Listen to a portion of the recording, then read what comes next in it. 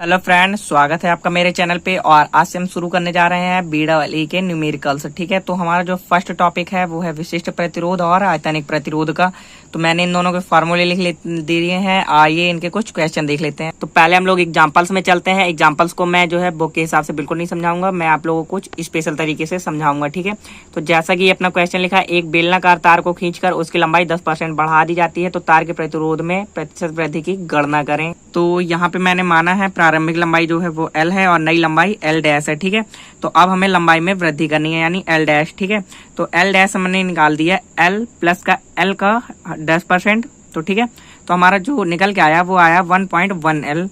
तो L dash upon L बराबर कितना आ गया, 1.1 आ गया। ठीक है, तो इस तरह के कभी भी क्वेश्चन मिले तो आप लोगों को सबसे पहले उसमें आयतन लगाना चाहिए। ठीक है, तो प्रारंभिक आयतन और नया आयतन। तो प्रारंभिक आयतन जो है वो AL है और जो नया आयतन है वो है A dash upon A dash into L dash. ठीक है, तो A डैश और A का कॉम्बिनेशन अलग कर लेते हैं, L डैश अपॉन L का कॉम्बिनेशन अलग कर लेते हैं। ठीक है, तो हमारा A अपॉन A डैश का कॉम्बिनेशन भी 1.1 मिल गया। तो अब हम लगाते हैं प्रतिरोध वाला। ठीक है, तो जो प्रारंभिक जो है प्रतिरोध है वो है R बराबर रो L अपॉन A, और जो बाद वाला प्रतिरोध है वो है R डैश बराबर रो L dash upon A dash. ठीक है, तो हम लोग 2/1 कर देते हैं समीकरण में। तो R डैश अपॉन R बराबर क्या हो जाएगा, रो L dash upon A dash और रो L अपॉन A। तो रो से रो क्या हो जाएगा, कैंसिल हो जाएगा, है ना।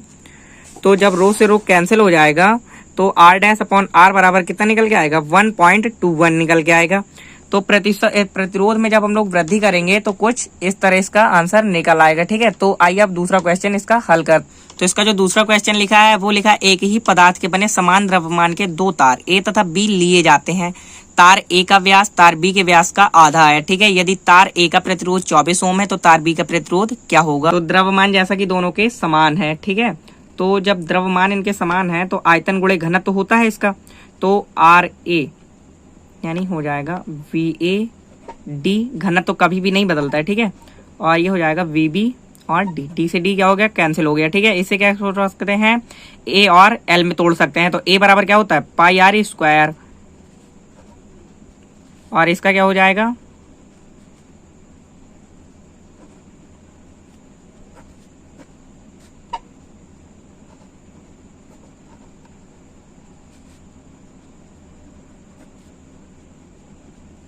आप लोगों को कितना समझ में आ गया होगा। ठीक है, तो अब हम लोग प्रतिरोध निकालते हैं। तो तार A का प्रतिरोध,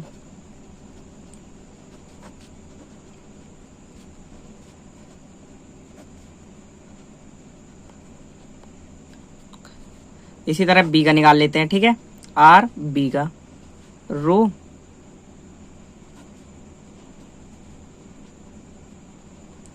तो क्या हो जाएगा, RA अपॉन RB। इसे 2 मान लेते हैं और इसे 3 मान लेते हैं। तो ठीक है, समीकरण 2/3 करते हैं। तो RA अपॉन RB बराबर क्या निकल के आएगा, रो LA upon pi R square A बटे में रो LB upon pi R square B। ठीक है, इतना समझ में आ गया होगा।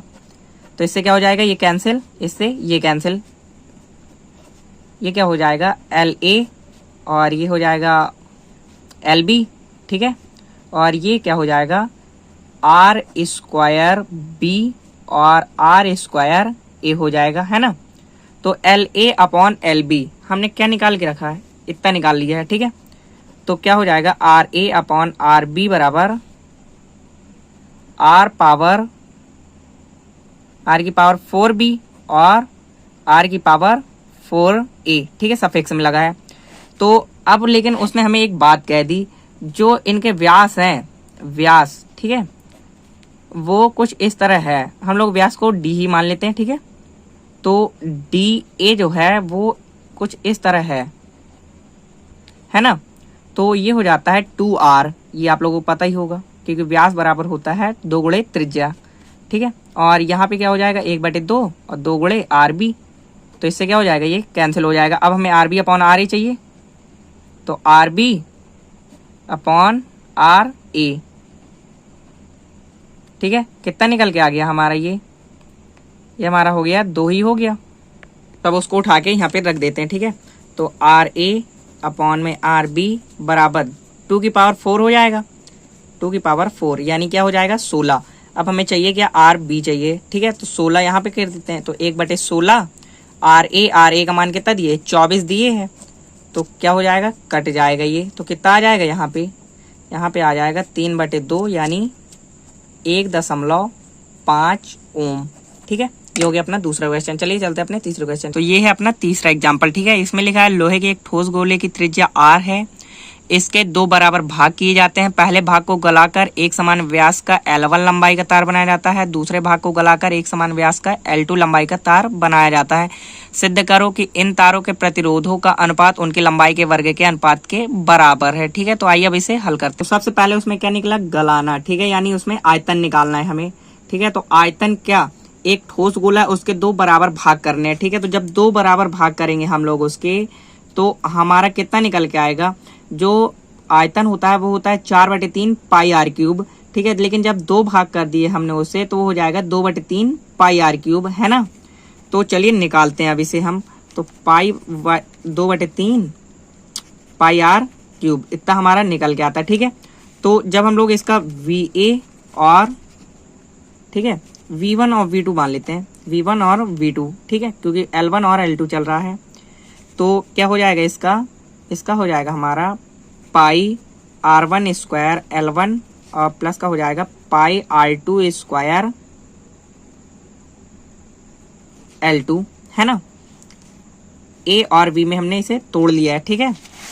तो अब प्रतिरोध निकालना है, तो पहले तार का प्रतिरोध R1 बराबर कितना निकल के आएगा rho L1 upon pi R square 1, ठीक है। इसी तरह दूसरे का R2 बराबर rho L2 upon pi R square 2, ठीक है। तो अब क्या करना है कि 1/2 कर दीजिए या 2/1 कर दीजिए, ठीक है। तो हम लोग 1/2 कर देते हैं, तो रो से रो कैंसिल हो जाएगा, पाई से पाई कैंसिल हो जाएगी, बचेगा क्या हमारा, ये बचेगा L1 स्क्वायर R1 का स्क्वायर और ये हो जाएगा L2 स्क्वायर कहाँ से हो जाएगा, ठीक है, और R2 का स्क्वायर। तो क्या कहने का मतलब है L1 अपॉन में L2 इंटू R2 का स्क्वायर और R1 का स्क्वायर, ठीक है। तो यहाँ से अब हमारा कुछ यहाँ से देखिए हम निकालता हूँ मैं यहाँ से, जब हमने यहाँ से यहाँ काटा था तो L1 अपॉन L2 अगर मैं करूँ तो क्या हो जाएगा R2 का स्क्वायर और R1 का स्क्वायर, है ना।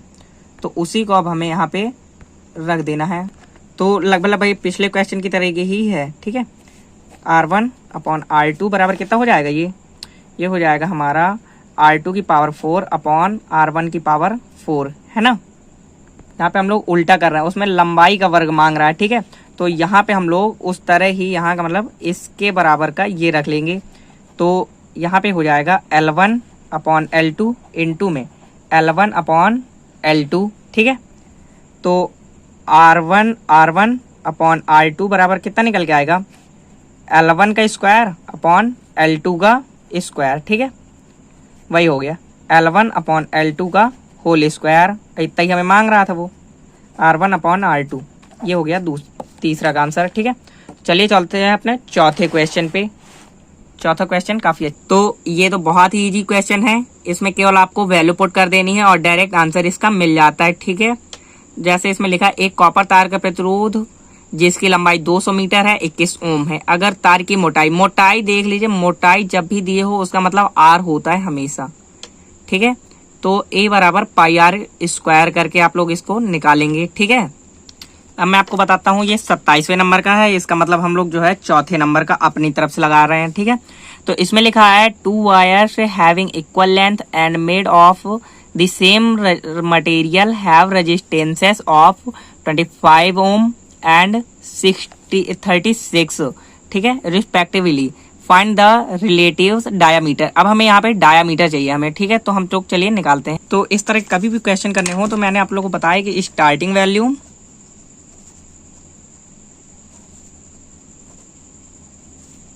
और न्यू वैल्यूम, ठीक है, वही प्रारंभिक आयतन और नया आयतन। तो ये हो जाएगा AL और ये हो जाएगा A डैश और L डैश, है ना। तो अभी यहाँ पे कोई ज़रूरत नहीं है इसकी, अब यहाँ पे 2 वायर्स चाहिए हमें, ठीक है। तो R बराबर हमारा क्या है रो एल अपॉन ए, है ना, ये इसका फॉर्मूला। जो बात जो हो रही है वो हो रही है डायामीटर की, तो डायामीटर बराबर होता है R L upon pi by 4 और क्या हो जाएगा यहाँ पे डी स्क्वायर हो जाएगा, है ना।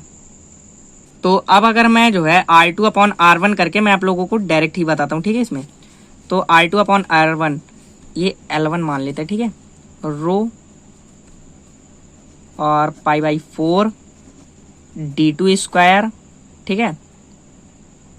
और यहाँ पे क्या था, गलत हो गया, ये R2 बराबर अपॉन R1, ठीक है। ये हो जाएगा रो L1 upon pi by 4 D1 D2 square, ठीक है, D2 की पहले बात चल रही है, और रो L1 pi by 4 D1 square, ठीक है। पाई बाई 4 से पाई बाई 4 खत्म, रो से रो खत्म हो जाएगा, तो ये क्या हो जाएगा L2 D1 स्क्वायर, और ये क्या हो जाएगा दोस्तों, इसकी जो लेंथ थी वो इक्वल थी, ठीक है। तो इक्वल का मतलब क्या है कि हमें L1 L2 से कोई मतलब नहीं है, L ही चलेगा।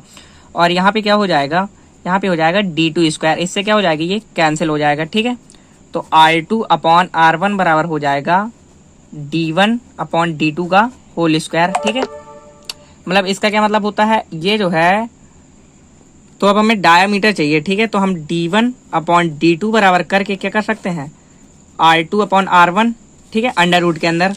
तो अब हमें इसकी वैल्यू दी हुई है दोनों की 36 एंड 25, तो इसका आंसर क्या निकल गया है 36 अपॉन 5, ठीक है। तो इसका मतलब क्या हो गया 1.2, ठीक है, और D1 अपॉन D2, ठीक है, ये आ गया।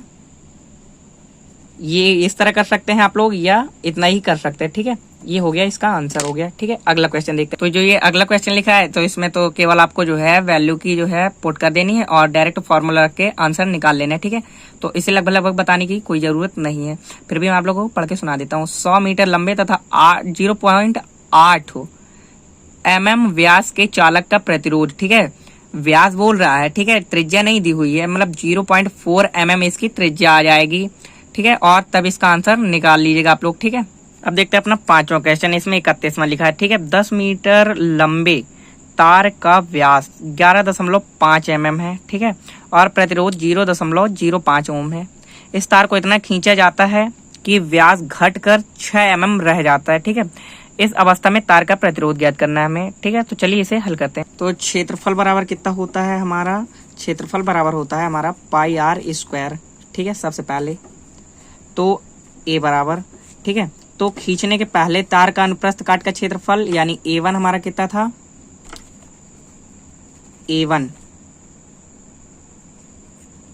पाई बाई 4, इसी को अगर हम लोग जो है व्यास के पदों में लिखें तो इसका फॉर्मूला ये होता है पाई बाई 4 और D स्क्वायर, ठीक है।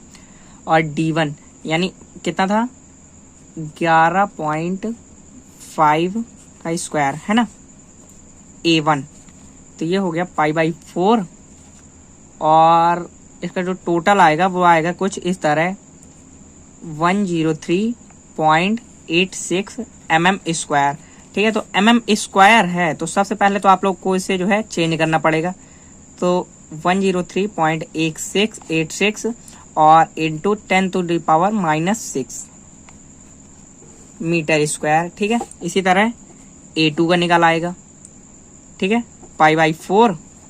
अब घटने खींचने के बाद लिखे दे रहा हूं, खींचने के बाद, ठीक है, और तब कितना रह जाता है, इसका 6 रह जाता है, ओके। तो इसका जो A2 आएगा वो आ जाएगा हमारा 28.27 mm स्क्वायर, ठीक है। तो 28.27 गुणित 10⁻⁻⁻6 मीटर स्क्वायर कर देते हैं, ठीक है। तो अब हमारा जो है R1 वो अब हमें वैल्यूमिक के पदों में चाहिए, मतलब आयतनिक प्रतिरोध निकालना है इसमें, ठीक है।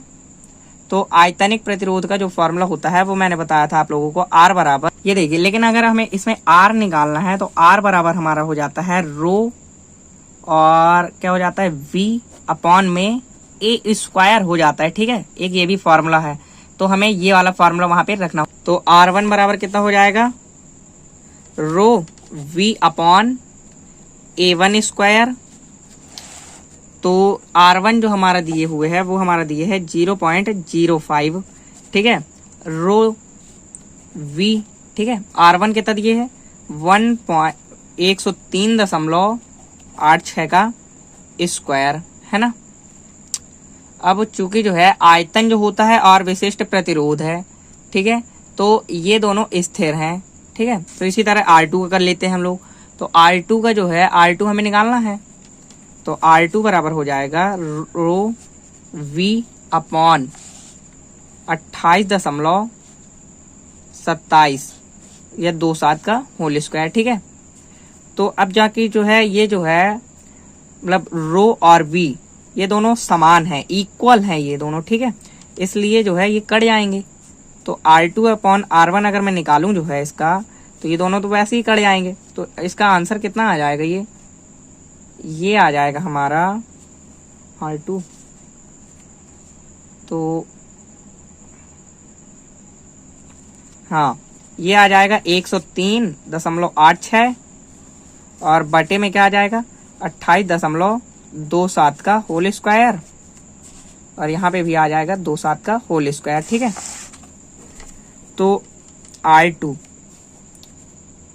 और इसके बाद जब इसे हल करेंगे तो R2 बराबर कितना है, चूंकि जो है पहले से ही उसने दे रखा है इतना, और इसका जो आंसर आ जाएगा वो हो जाएगा 103.86 का होल स्क्वायर, और यहाँ पे हो जाएगा 28.27 का होल स्क्वायर और गुणे में 0.05, ठीक है। तो इसका जो आंसर आएगा वो कुछ इस तरह आएगा 0.67 ओम, ठीक है। आप लोग कैलकुलेशन हल कर लीजिएगा, मोबाइल सभी लोगों के पास में होता है। एक्सरसाइज